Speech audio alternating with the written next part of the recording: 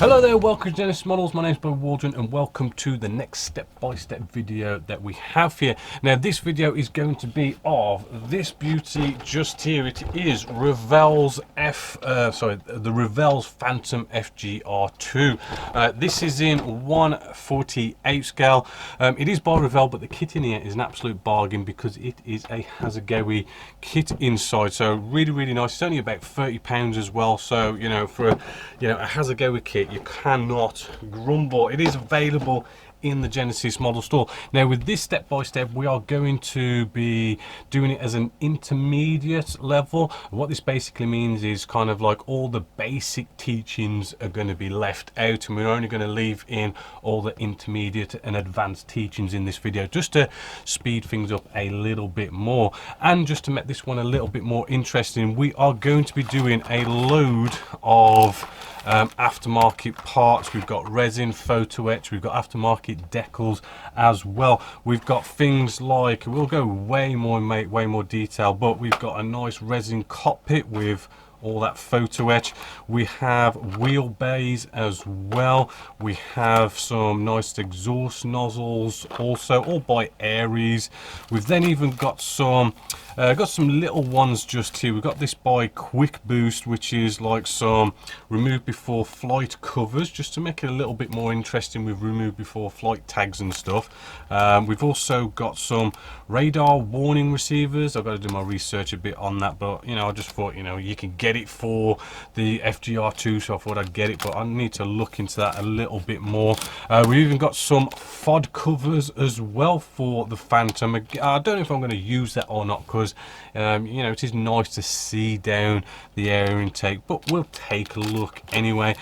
Also, I did get Edard's sort of nice photo etch pre-painted internal sort of cockpit detail. I don't know if I'm going to use that, in all honesty, because we do get it with the cockpit, but it might be sort of like I might sort of mix and match, sort of maybe I might use this. We'll just see how it goes. Then we've got some wheels, resin wheels by Aries, and we got some pitot tubes by Masters. Right, really do like to use pitot tubes in my aircraft. I just think it makes things look a little bit sharper when it comes to those kind of areas. And we've also got by Flight Path some nice ladders for our FGR2. Then with this Phantom, it is going to be an RAF version, but we're going to go for something a bit more Cold War, which is why we have this beauty just here. It's by Model Alliance, and it's their RAF Germany decals. It does kind of include loads and loads of stuff just here, from like Lightnings, Harriers and Phantoms, and we'll sort of have a little pick because there's loads. As you can see, really nice, kind of good value for your money, the amount of decals you get. Have used these before, really nice decals. So we are going to go for that two different color camo scheme. It's like a green and a grey, and I do believe it's almost like white on the underside as well. I think actually, if I remember correctly from my research, people think it's white, but it's actually a very light grey on the underside. But we'll tackle these things as we go through this step by step. Now there is already I've already done an inbox review of this, so if you want to go check it out, it's on the Genesis Models website under inbox reviews, and you can have a good look at it. But we're just going to dive right into the build and get cracking. So getting started now, we want to jump into our resin cockpit. It's going to be the pig of this build. Now before you go off and do the basics of cleaning this all up and sort of start painting it and stuff, it is really sort of crucial to get these actually to fit in the model. Right, you will find with resin cockpits, look, I'll just bring you in. Look how amazing they look inside there. They do. This is the whole reason why we get resin, is it just makes everything look absolutely stunning. But they tend to fit like an absolute pig. You have to do a lot of cutting, and it kind of starts getting a bit advanced with how we have to cut this, because we're kind of chopping up this model, trying to get this to fit, and we've got to probably do all sorts of kind of filling and stuff afterwards. So this is where I am at this stage, right, because here is the instructions, right? The instructions basically show you where all the photo etch goes, right? Where all the resin bits goes, but it does not tell you what you need to remove from the plastic part. So if I bring these together, you can see more clearly, you know, what is entailed to get this to fit, right? So what you're seeing here is we've actually removed quite a bit, right? So I'll just quickly show you how we're going to sort of remove these parts. Now what we can do with this little bit here that needs to be removed, we can just cut it off, but don't cut it right up to our where it needs to be. We, you know, we just shave a little bit off, and maybe leave, you know, maybe a bit of a mil or half a mil just there. Then we need to remove this back bit as well. Really good to get something like a micro razor saw. This one is by who is it again? This is by CMK. These are available in the Genesis model store, and basically, right, I just want to butt this right up, bring you in nice and close. We butt it right up to the edge here, right, and then we just start to saw into this, really sort of controlled. See how I'm holding it? I'm just lightly sort of moving the blade, and we're just sawing into this very sort of controlled and slowly, right? We don't want to go too far with it. Right, now a cool tool for actually cutting, strangely enough, is a P cutter, Tamiya's P cutter just here. It's really good for cutting because what we can do, right, is we need to cut a line across here like so, and what we can plain and simply do is actually use the P cutter to follow this line, right, and we can do a drag followed by another one, right, and we can just keep dragging this across, and it'll just slowly just cut away at this precise point, which should give us a nice precise cut. You could even, now we've cut into that a bit, and because we've cut this side just here, and then we've just slightly sort of scored into this a couple of times, a little bit of a bend, and as you can see, that just kind of virtually breaks off nice and perfectly.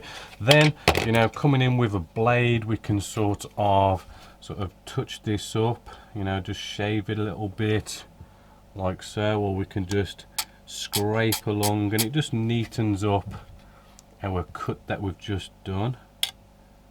Right, scraping across, you know, literally almost like a nice 90-degree angle to it,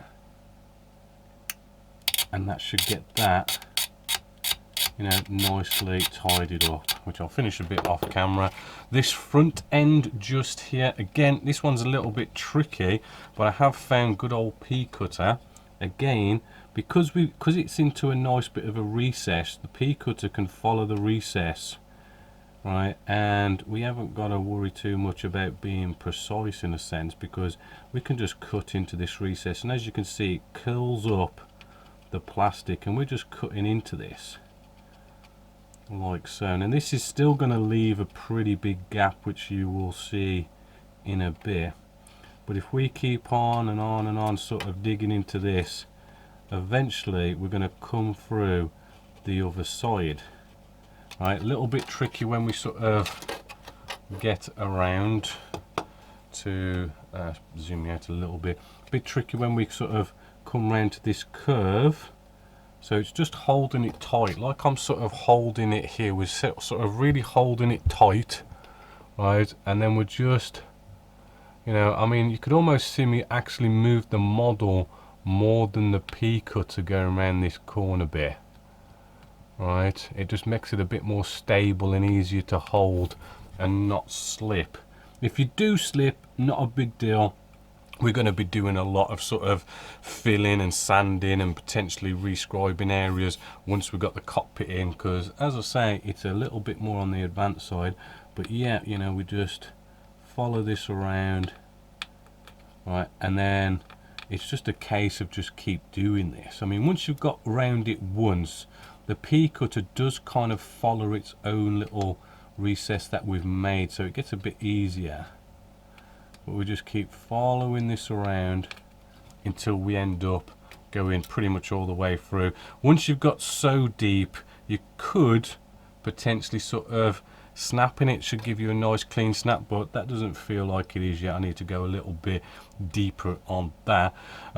So we need to get that off, and then what we also want to do is, you see this little ledge that's just here? If I tip this upside down, you will see that we've got this little raised area just here. Oh, sorry, off camera. We've got this little raised area on the underside. You want to come in with some sort of sanding sticks, right, and keep sanding and sanding at that until you've got what I've done on this opposite side. Right, so maybe bring you in a little bit closer. Right, you can see there's a little ledge just underneath there, and on the one I've done, I've actually removed that ledge, so there's no ledge. It's all kind of gone smooth. Even like the little bits of detail in there, sand them away like I've done on the inside. So what you end up with is not really much of any kind of a bit of ledge going along the top. We've nicely cut the back off, as you can see, and hopefully, as you can see here, we've also removed this area just up here also, and this allows us to get this cockpit in, but we still need to make sure we do a lot of test fitting. So the best way to get some test fitting done is, you know, we want to get the main piece here, right? And the main pieces that's involved to make sure it fits right, which is these side walls here and this sort of instrument display panel here. Now, as you can see, I've glued it in place. Now, I don't really want it glued in place because when I do all my weathering and all that kind of stuff and painting and stuff, it's better to have them separate. But what I've used super glue. So with super glue, right, what I'll break it off in a little bit. You put a little dollop of super glue on there so it just lightly holds it into place, and then you can just nicely sort of snap it off. But we need to sort of just temporarily hold it in place so as we can actually get our piece and just check that it is actually fitting. Now, as you can see, this is getting quite close to fitting, right? But this is what we've got to do with the opposite side. Yeah, we've got to sort of, you know, cut these main areas off, these three main areas at the back, that middle bit, and our front sort of display area just here. And once we've done that and maybe glued this side on as well, we can just keep kind of putting it in here and seeing how it fits, just like I've done on this side.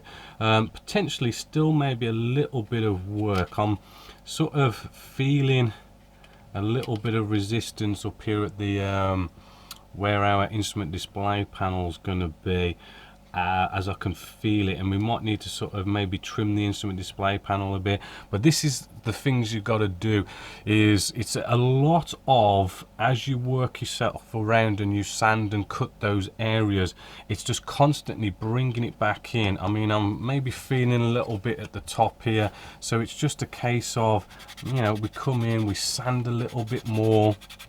Right, but don't go too far. If you go too far, you're going to have to do filling. So it's best to just, you know, do a little bit, right, and then let's bring this back in and just see how that's looking and feeling. Now, we are going to have gappage along here, which I'm going to sort of show you how to get rid of that, as well as the big gap that's up here, and that's because we've had to remove that.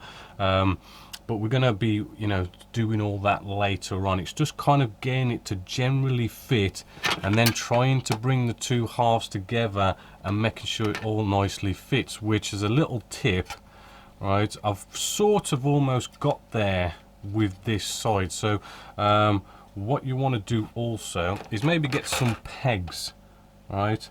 And just sort of lock this down on one side, and then maybe sort of bring in another peg and lock it down on this side also, and that's pretty much nicely in place the way we would want it, where then we can come in and start to bring the other half together.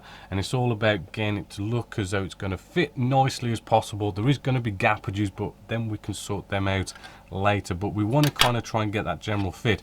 Also, you're going to have to sand the sidewall of our resin area, so that's a case of coming in with sanding sticks and sort of sanding this part down as well, right? But be careful, you know, put it up against the light, right, and you will start to see, I'm just pointing at the light here, you'll start to see where it's thinning, because you'll start seeing the light come through. And you've got to be careful, because you could sand a bit too far where you actually come through the opposite side. You know, you've got to just, you know, be careful on the sanding, knowing that you could break through at any point, but you do need to bring it close to get it to fit. So this is a bit of the problem area. Remember, you know, things like resin's quite dangerous to your health. You start sanding it, sanding dust and everything, you know, you want to be face masks on, extractor fans on, even do this kind of stuff outside, especially when we've got to remove this big block just here. Another little tip as well, I do like to get out a pen, you know, especially when you start off first time with doing stuff like resin. Nice little red pen, right, where you need to cut. I do like to just draw some lines just to sort of show us that these areas need to be removed, just like our other side wall here, right, we need to, you know, a little bit of a marking, right, and it just shows us that these areas need to be removed. If you did that at first, just so you know what you're doing, you can cut it all up. Now I know I've kind of skipped a few stages here, you know, I know I've got to wash these up and stuff, I'll show you that later. It's just all about getting it to fit, because you can spend so much time making these look nice, but you know, really you need to make sure it is fitting nicely. So yes, it is a bit of a tedious task, it is going to take a bit of time, but it is just, you know, cut a bit, sand a bit, test fit as you're going along, and get it the best you can, and then we'll fill the rest in.